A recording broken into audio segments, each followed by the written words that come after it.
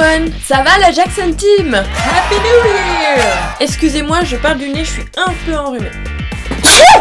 Comme vous le savez certainement, l'émission Cousu Humain est revenue pour la deuxième saison, samedi 2 janvier 2016, sur M6. Yeah! Ma seule déception, c'est de ne pas y participer. J'ai dû louper le coche pour les castings, moi. Bref, c'est pas grave. Pour y participer à ma façon et en tant que créatrice de mode diplômée et passionnée de couture, je me suis dit que ça pourrait vous intéresser d'avoir mon avis sur cette émission. Ou pas. Je vais vous le donner quand même.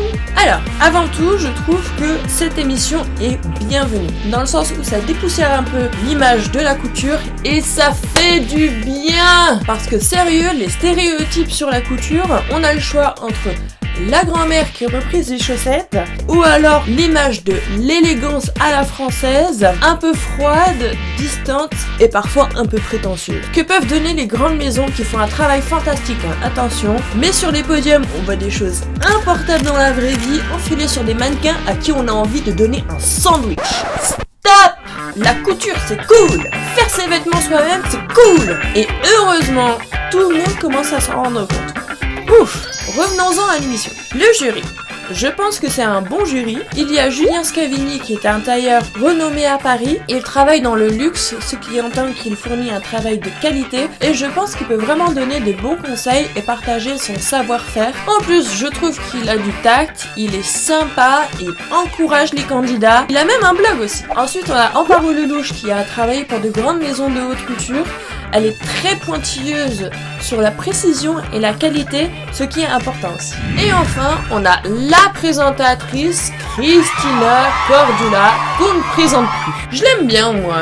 Elle me fait rire, elle a une grande bouche comme moi, elle rit fort, elle est expressive, elle encourage les candidats.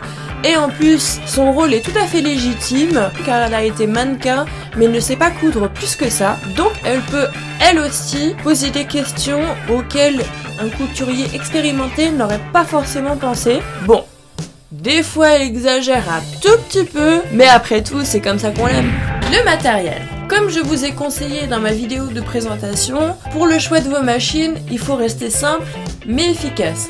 Dans Cousu Humain, c'est pareil, ils ont choisi des machines simples, sans système de programmation ou de réglage électronique, ni écran LCD. C'est ce qu'il y a de mieux pour les amateurs, car on évite les pannes fréquentes et on peut les trouver facilement dans le commerce. Ceci dit, il faut bien les régler, parce que j'ai vu Nadia et Hervé qui pédalaient dans la semoule à un moment donné.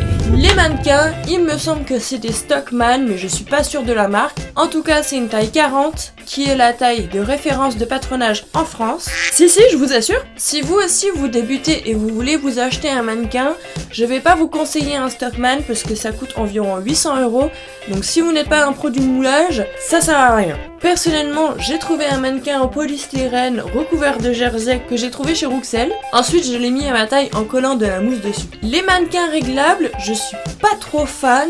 Et les pros non plus en général, puisqu'il y a des espaces entre les éléments, vous savez quand vous les réglez, et c'est pas pratique pour voir le rendu final d'un vêtement, ni pour faire du moulage d'ailleurs. Surtout pour faire du moulage. La mercerie de l'émission est superbe. Il y a plein de choix et des matières de qualité a priori. Je tire mon chapeau aux concurrents, parce que moi perso, quand je vais dans un magasin de tissus, on dirait une enfant à Disneyland, j'ai envie de tout acheter. Et je mets des heures à choisir. Et eux, ils choisissent comme ça, bravo à eux. Les candidats d'ailleurs, ils sont motivés, créatifs, ils ont du talent et en plus, ils ont des profils assez différents, ce qui rend les choses intéressantes. Pour la première étape, sur la première saison, il n'y avait que 2 épreuves pour les départager au début. Là, cette saison-ci, ils ont décidé de mettre 4 épreuves pour les départager. Je trouve que c'est une bonne idée, ça laisse le temps à tout le monde de prendre ses marques et de s'y retrouver. L'épreuve technique numéro 1, la petite robe droite. C'est un modèle simple avec le côté technique de la pâte polo. Avec cette robe, on peut jouer avec les couleurs et les imprimer pour la rendre originale. Si vous voulez, je pourrais faire des vidéos pour vous montrer comment fabriquer cette robe de A à Z à la maison. Le jury et Christina expliquent bien le principe d'un patron et donnent des conseils pertinents quant au choix du tissu. J'ai remarqué des petites choses de la part des candidats. Hervé par exemple fait une petite erreur. Ça ne sert à rien de couper le losange des pinces. C'est une perte de temps. Le pauvre Jocelyn, il m'a trop fait rire pendant l'épreuve technique. Avec lui, c'est un peu le système D, mais bon, au moins il essaye. Quoi qu'il en soit, restez le plus calme possible, car c'est quand on perd son sang-froid, comme Oriane, qu'on commence à faire des bêtises. À la maison, n'oubliez jamais que vous faites de la couture pour votre loisir. J'aime beaucoup l'idée de Frédéric de mettre de la dentelle pour les manches. Je compatis avec Christelle, Amparo lui a fait remarquer qu'elle était un peu lente. Perso, j'ai aussi ce défaut. Il faut pas le prendre mal, habituellement elle coupe pour son loisir. La vitesse, ça vient avec l'expérience.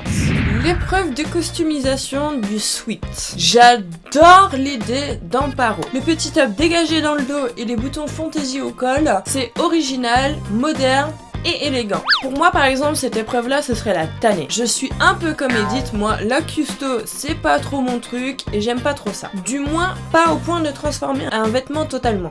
Par contre retoucher mes vêtements, reprendre une taille ou un ourlet ça m'arrive souvent. J'ai pas tellement une morphologie standard. N'importe comment, évitez de démarrer un projet sans faire de croquis avant. C'est important d'essayer de le dessiner même si c'est mal fait selon vous. Au moins vous pouvez vous projeter et mettre vos idées en ordre. Au minimum la forme de base.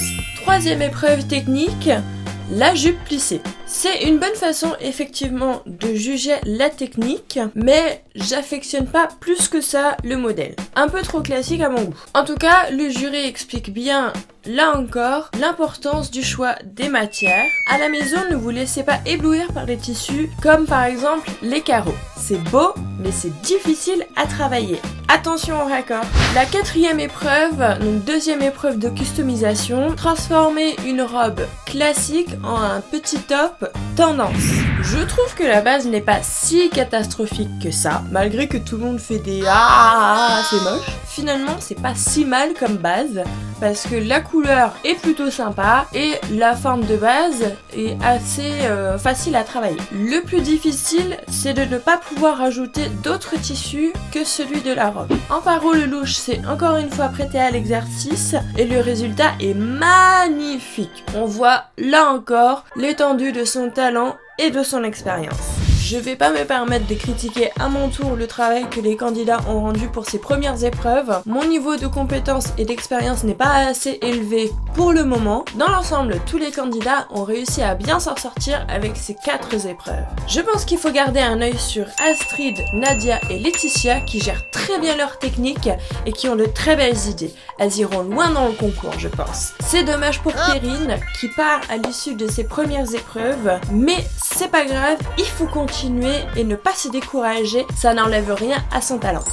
En tout cas, l'émission est bien faite, je trouve. Tout est clair, bien expliqué, il y a des critiques pertinentes, de beaux conseils, le tout dans une ambiance chaleureuse. Ça me fait un peu penser au concept du meilleur pâtissier sur M6 que j'affectionne aussi. Je préfère cette ambiance d'atelier loisir où on laisse s'exprimer son talent, plutôt que l'ambiance un peu trop agressive à mon goût des concours culinaires par exemple. Mais bon, la couture c'est un tout autre métier.